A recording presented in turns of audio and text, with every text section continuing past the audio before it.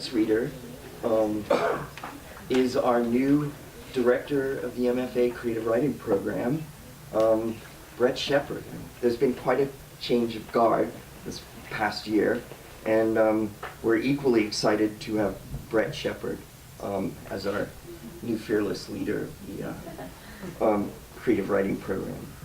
But Bret's had an interesting background. He's lived a number of places in the West, including Alaska, California, most recently Nebraska, where he received his PhD, or completed his PhD, and he teaches here at University of Idaho, as well as having responsibilities as director.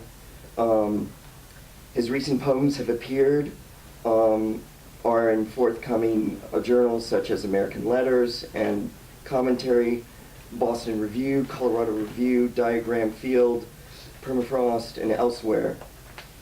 He edits, oh gosh, I don't know how to pronounce that. Dikembe. Dikembe. Thank like you. Dikembe Mutombo. Okay. A publisher of Poetry Chapter. Please welcome Bret Shepard.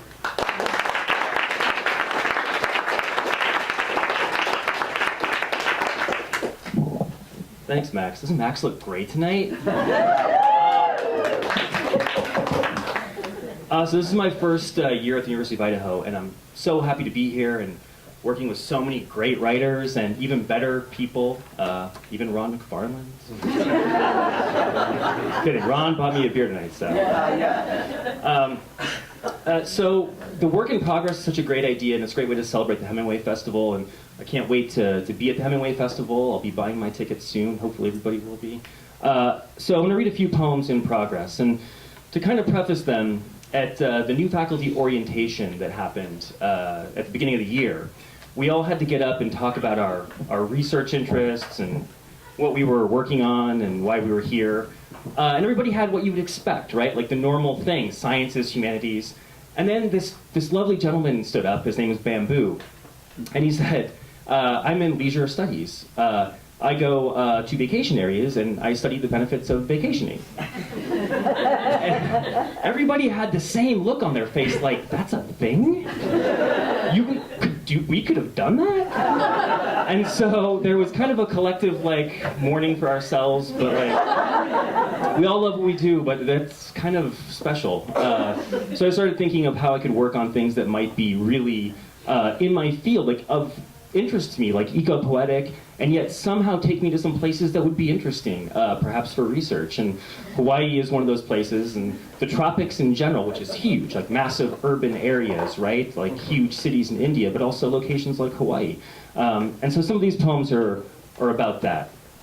This first poem is called Parade, which has a little something in common with Paradise, which is some of the other poems are about. Parade. The rupture has come to the city, so I bought it. Tickets to view its constituent limbs, the host bodies. Pain is just another word for order. Order is not an assembly between edges of a city.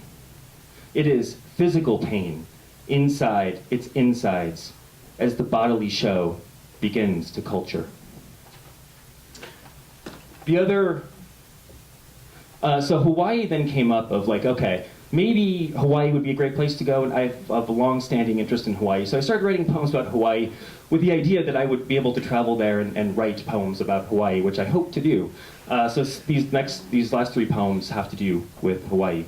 Princeville, Hawaii, which is on Kauai, the one side of Kauai. It takes two histories of order and conquering to heat these tropics to beach fire levels. Remember stepping bare feet onto the sand, exposed for hours under the afternoon sun, sunny, sunned, stunned, fish washing onto shore. Of course I've felt inadequate on the beach, suntanning. My feet hurt looking toward these fish and faces, all of us burning into hunger. So I went on my honeymoon in Hawaii, and my wife asked me before we left, she was like, what's the first thing you want to do when we get to Hawaii for our honeymoon? And my favorite show of all time that I'm obsessed with is Magnum PI. And so I said, the first thing I want to do is go to the Magnum PI estate and see if we can get in. And so she said, that's the first thing you want to do? And I said, yeah, that's the first. So that was the first thing. Right when we rented the car, we drove there, and I got to see the estate, which is, I'm kind of a nerd, but it was fun.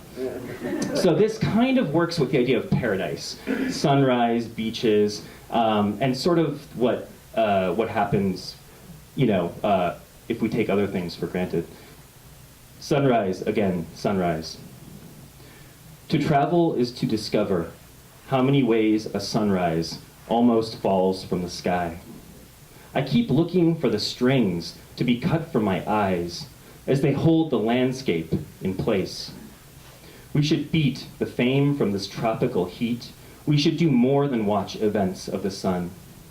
The beach at sunrise, again sunrise, finds us dumbed as we run along the shore. Some believe Tom Selleck is more famous than Hawaii.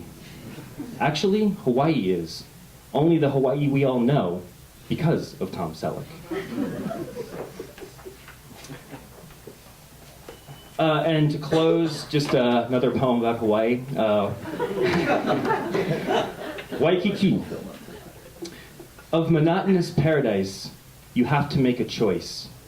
Treat paradise well, or lose yourself to it.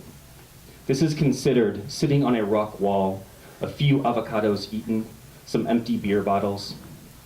The stubble grows day after day until one morning you wake to hair spilled all over your face, suddenly or not. You have a mirror. Then you have a razor. That day, it is important to look. You have an important choice to make. If you wanted, you could decide to shave it into something. To find yourself in monotonous paradise, it is important to look all over your face just to see your face. Thanks.